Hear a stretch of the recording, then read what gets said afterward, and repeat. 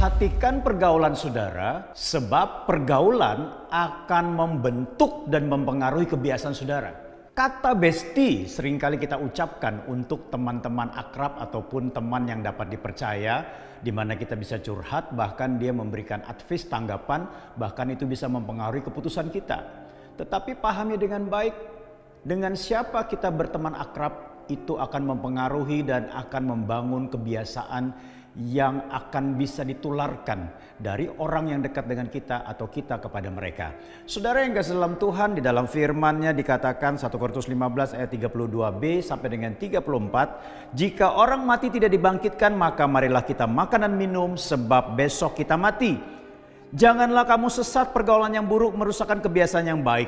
Sadarlah, kembali sebaik-baiknya dan jangan berbuat dosa lagi.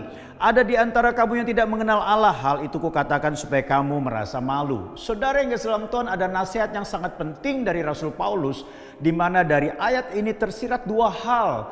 Ketika kita mau membangun persahabatan dengan orang, sebagai bestie atau sebagai best friend atau sebagai teman yang akrab dan dapat dipercaya, perhatikan dua hal ini. Yang pertama, faham apa yang dia anut.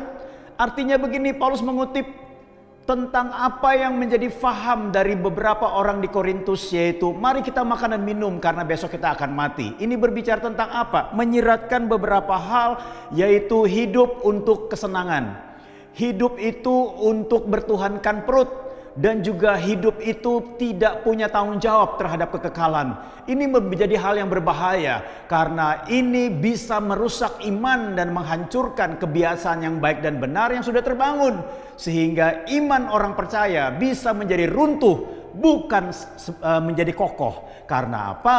Karena pergaulan yang buruk merusakkan kebiasaan yang baik. Yang kedua adalah yang perlu diperhatikan, kebiasaan yang dilakukan oleh orang-orang yang kita anggap sebagai bestie. Karena apa? Kebiasaan mereka mungkin tidak berpengaruh dalam pertemuan-pertemuan yang kita lakukan karena kita masih punya kekuatan iman. Tapi pada saat kita lengah, kita lemah, kita bisa dipengaruhi sehingga kebiasaan itu bisa tertular dalam kehidupan kita, di mana kita juga bisa melakukannya. Padahal hal itu melanggar firman Tuhan, tidak sesuai dengan firman Tuhan. Saudara, pertanyaannya adalah dengan siapa engkau punya bestie hari ini?